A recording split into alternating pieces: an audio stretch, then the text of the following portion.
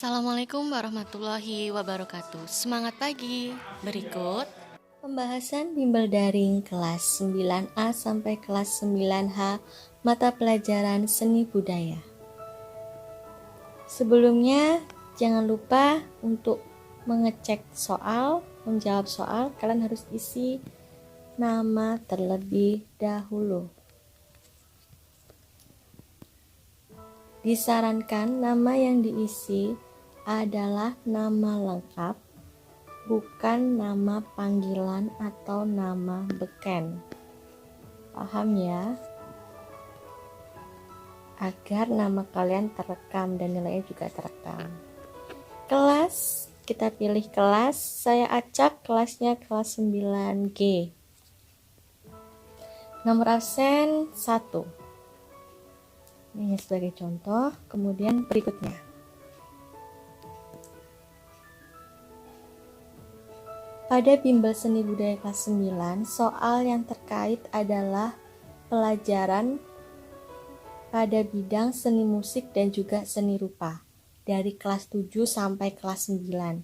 Jadi kalian harus punya catatan masih kelas 8 meskipun juga kelas 7, bahkan sampai kelas 9. Jangan sampai hilang. Kalau bisa dicari ya. Lebih bagus kalian ingat malah masihan memorinya. Oke, langsung saja. Nomor pertama, salah satu cabang seni yang menggunakan media bunyi, nada, melodi, dan irama sebagai bentuk pengungkapan ekspresi seniman disebut. Sebelum kalian mau menjawab, kalian harus tahu dulu kata kunci dari setiap pertanyaan. Sebagai contoh, yang ditanyakan di sini adalah cabang seninya. Kunci. Kemudian kuncinya yang kedua adalah bunyi, nada, dan melodi. Jadi pasti jelas itu adalah seni musik. Next, nilai ketukan pada notasi berikut adalah yang ditanyakan kata kuncinya adalah nilai ketukan. Ya, nilai ketukannya berapa? Setengah. Kita lihat dari tiang benderanya ada 1. Next, bentuk penyajian musik yang dimainkan secara bersamaan dan terdapat berbagai macam jenis alat musik berdasarkan gambar berikut disebut. Kata kuncinya adalah kalian lihat macam-macam alat musiknya. Ada pianika, ada gitar, dan ada cajon. Yang dimaksud di sini kata kunci yang kedua adalah bentuk penyajian musik.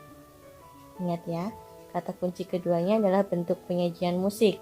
Jadi, yang benar adalah kalau paduan suara tidak mungkin vokal grup, apalagi karena pasti memainkan alat musik jadi bukan vokal grup. Band bisa jadi, tapi kalau band harus ada gitar, bass, drum, dan sebagainya. Yang benar adalah ensemble. Selanjutnya, di Indonesia, musik tradisional yang masih bertahan atau berkembang sampai saat ini terutama di Pulau Jawa dan Bali adalah musik karawitan dengan alat musik gamelan. Penyanyi pada musik karawitan tersebut disebut. Nah, ini ada di materi kelas 9 kemarin di modul berapa? Di modul 3 ya. Coba kita cek ya. Di modul 3 kita lihat adakah modul 3 penyanyi musik daerah disebut apa ya? Ya, gaya penyanyi musik daerah itu disebut sinden. Ini ya. Oke.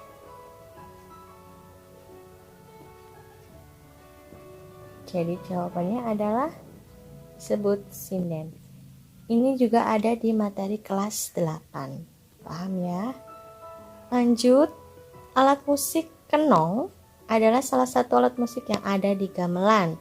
Sumber bunyi alat musik kenong adalah, kalian masih ingat kelas 8 ada idofon, chordofon, membranofon, dan aerofon.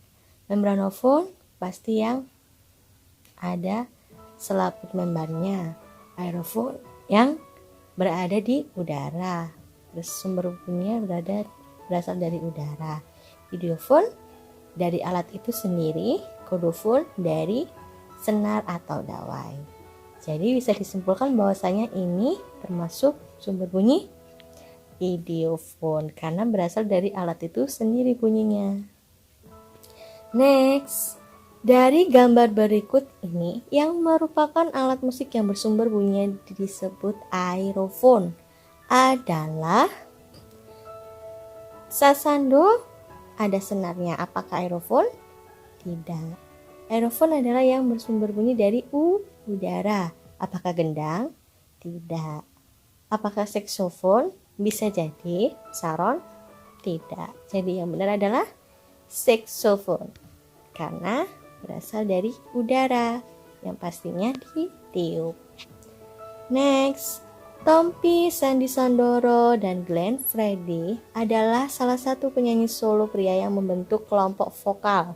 Maka bentuk penyajian musik yang dibawakan oleh 3 orang disebut duo, kuartet, quintet, atau trio.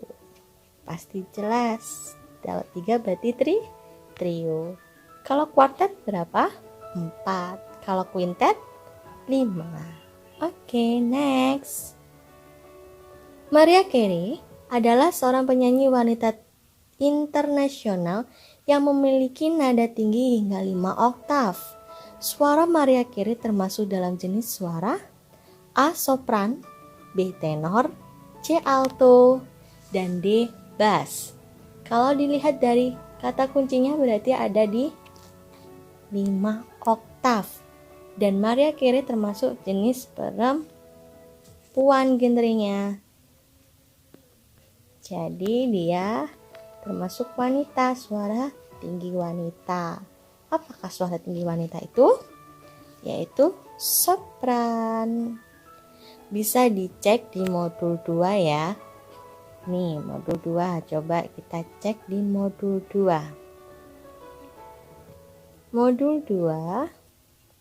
Suara tinggi wanita adalah sopran.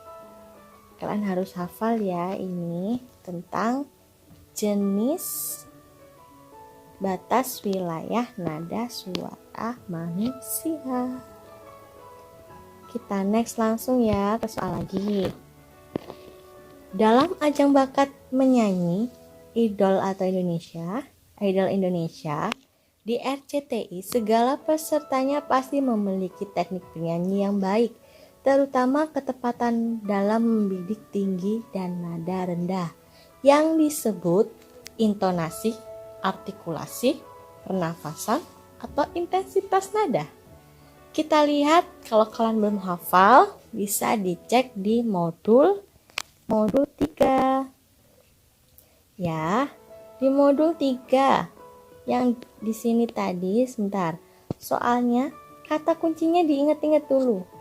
Membidik nada tinggi dan nada rendah.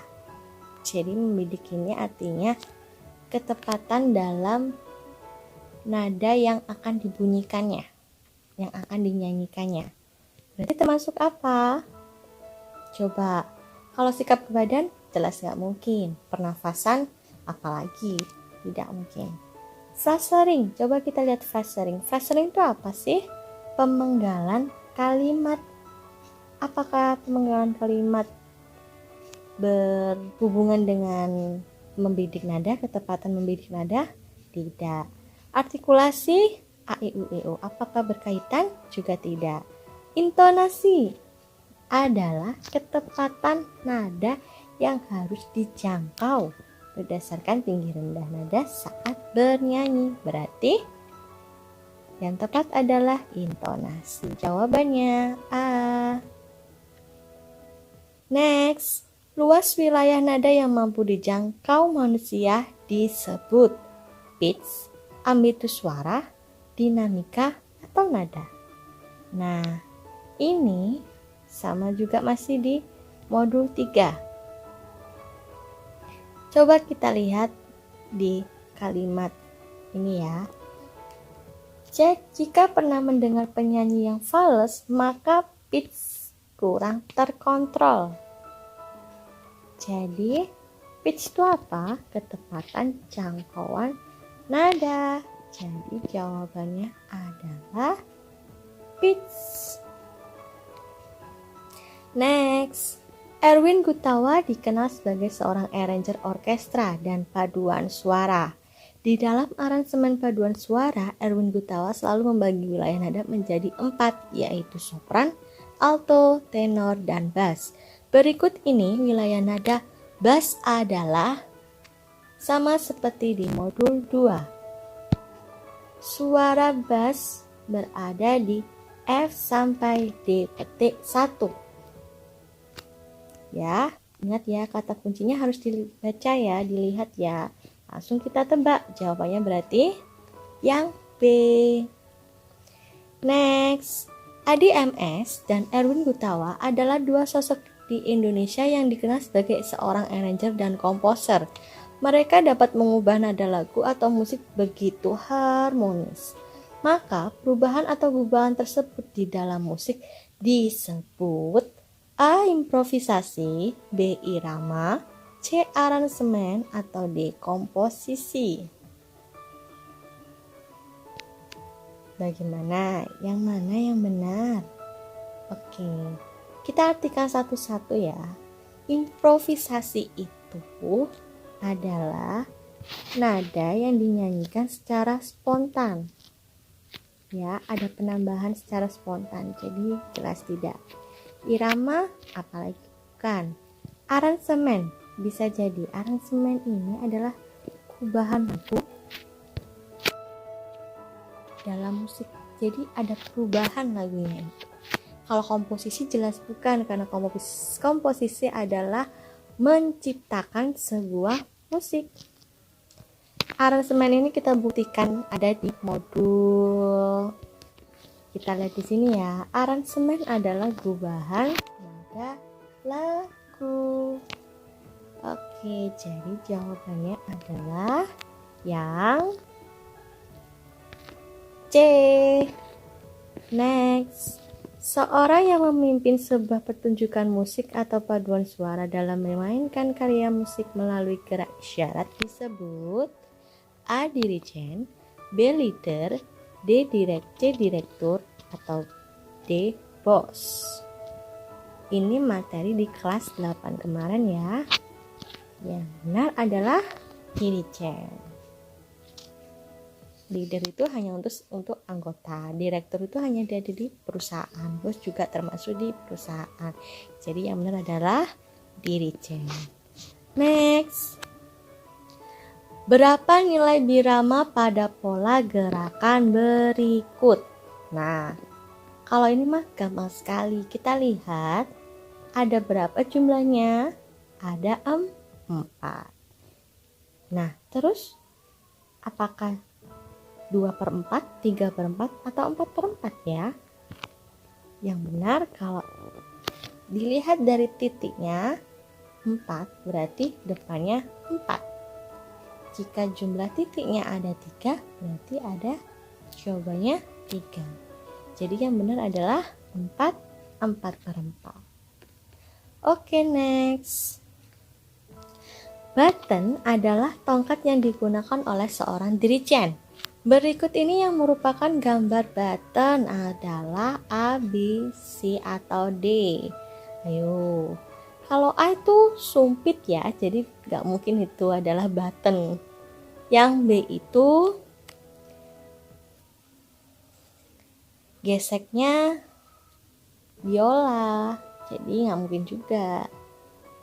Kalau yang D itu jelas stick drum, jadi bukan button ya. Kalau C jelas, itu jawabannya. Jadi jawabannya C.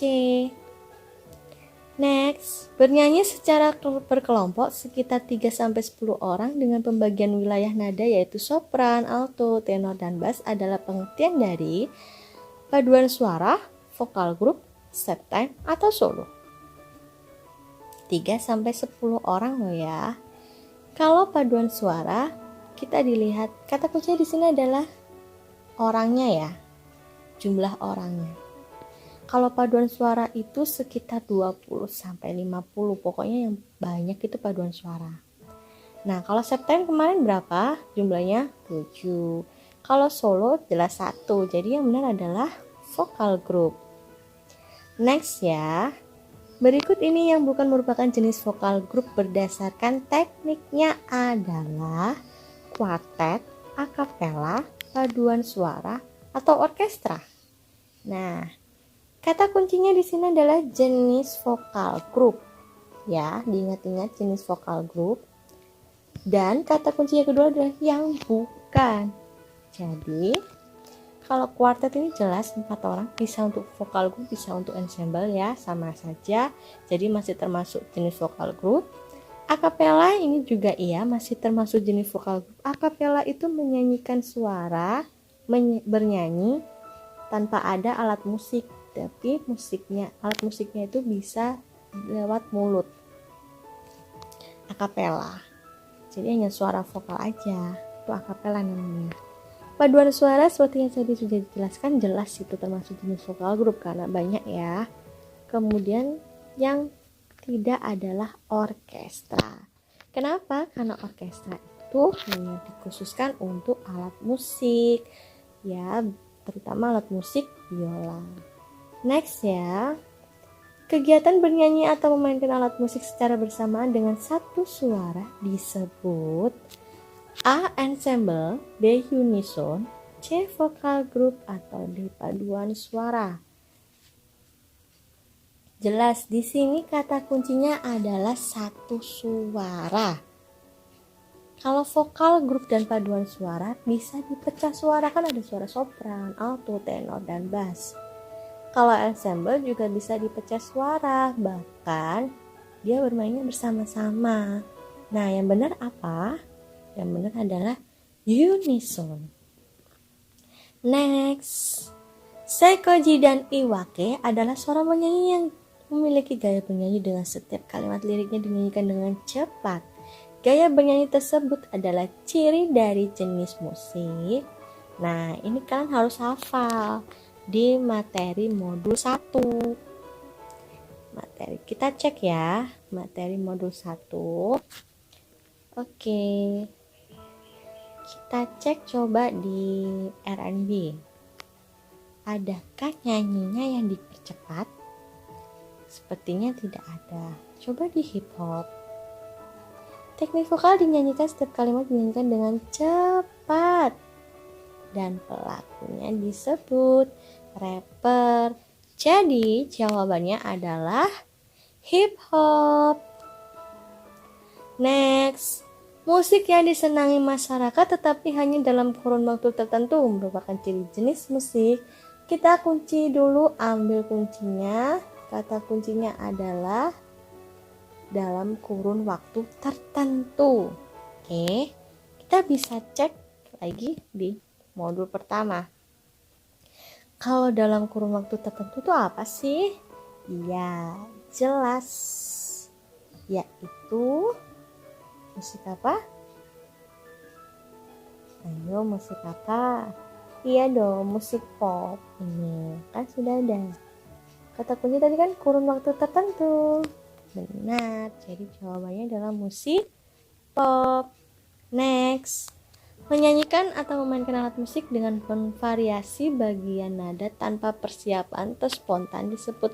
Nah, ini tadi hampir sama. Ayo, kalau aransemen tadi kan mengubah. Komposisi itu berarti menciptakan. Birama itu yang ada di notasi, jadi nggak mungkin. Jawabannya berarti yang benar adalah improvisasi. Next, di era modern seperti saat ini, banyak genre baru yang berkembang dengan menggabungkan genre yang sudah ada seperti jangdut, yang artinya jaranan dan dandut, skacong, ska dan keroncong, dan juga campur sari. Nah, musik campur sari adalah perkembangan dari pop dan jazz, pop dan gamelan, jazz dan keroncong, atau jazz dan gamelan. Jawabannya adalah Jelas, pop dan gamelan. Next ya. Musik yang memiliki irama Melayu atau mendayu-dayu dan dapat mengajak orang pendengar untuk ikut bergoyang serta lebih identik dengan alat musik ketipung, kendang, dan seruling adalah ciri-ciri jenis musik. Pasti kalian sudah tahu kata kuncinya adalah ikut bergoyang. Terus kata kunci kedua adalah Melayu atau mendayu-dayu. Jelas jawabannya adalah C, dangdut. Lanjut. Teknik pernafasan dalam bernyanyi memiliki 3 bagian, yaitu pernafasan dada, perut, dan pernafasan diafragma. Berdasarkan ketiganya, teknik pernafasan yang dianjurkan dalam bernyanyi agar menghasilkan suara yang bulat dan bening adalah teknik pernafasan dada, perut, diafragma, atau kepala. Nah, ini bisa dilihat di modul 2. Modul 2. Kita bisa lihat di modul 2 ya.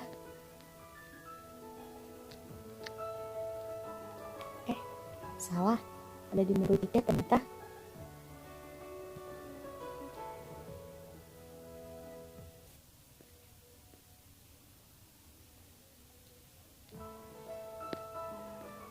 Gimana nih yang pernafasan? Nah, ini dia ya.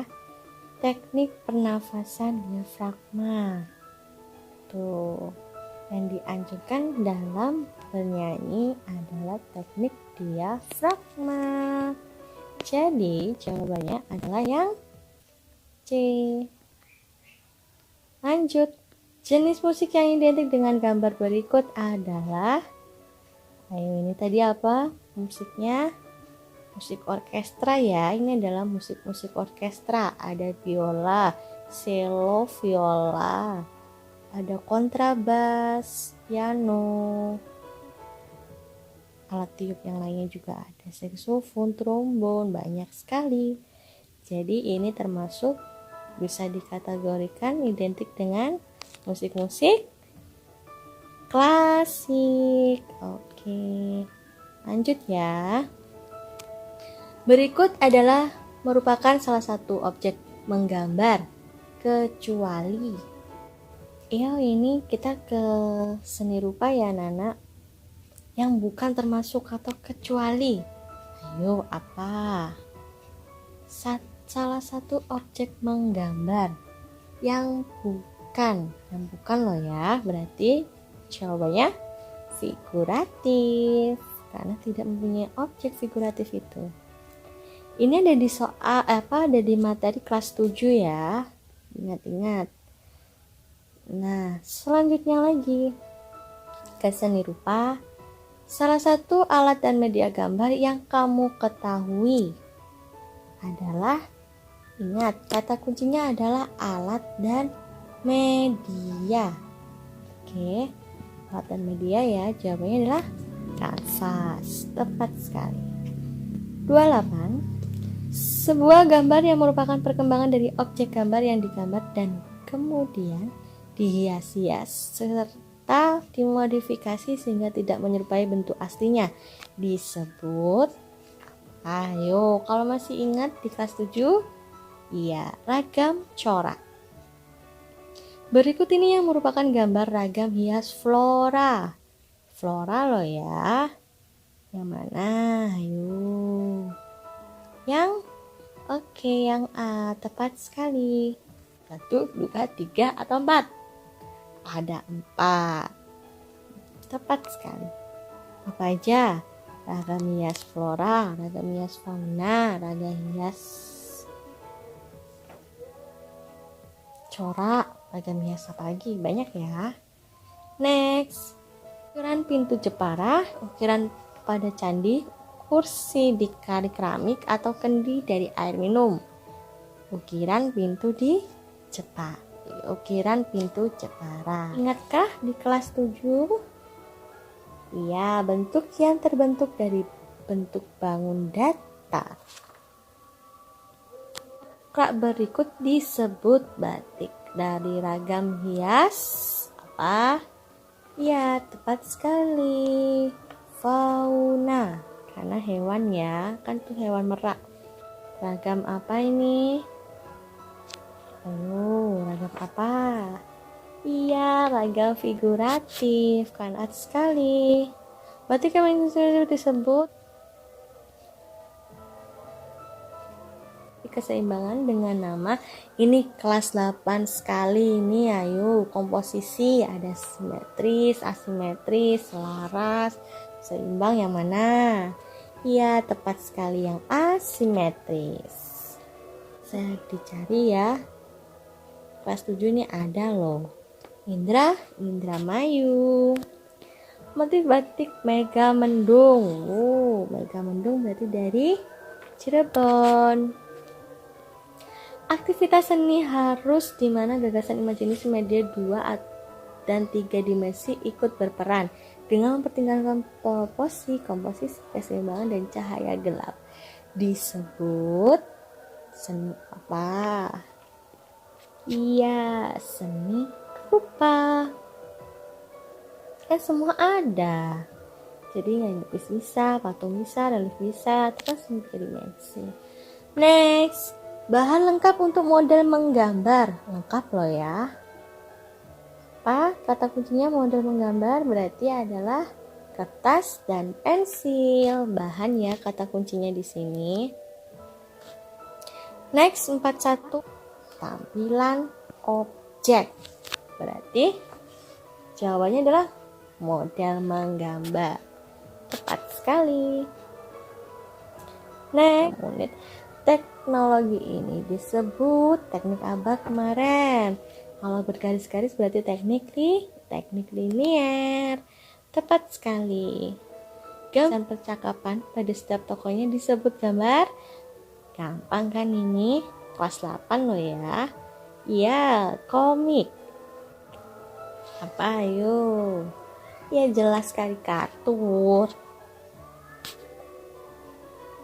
Next ya. Ini ada di mana? Di kelas 7 ya. Jawabannya adalah B, nilai artistik dan berdasarkan budaya lokal. Patung Asmat adalah contoh seni daerah murni. Ini kelas 9, materinya belum ada, tapi nanti semester depan pasti akan dijelaskan ya. Jadi dijawab aja, ini adalah Papua. Lukisan ini juga ada di materi kelas 9. Kalau kalian masih punya bukunya bisa dijawab. Aliran lukisan ini jawabannya ada naturalisme. Kalau seni lukis ini artinya seni lukis yang melebaikan. Berarti yang tidak mungkin gitulah intinya ya. Jadi adalah surrealisme. Hayalan, bisa dibilang hayalan, seni lukis hayalan ini ada di materi kelas 9. Nanti bisa dijelaskan lebih lanjut di semester depan ya. Seni lukis di bawah ini disebut dengan aliran apakah seni lukis ini?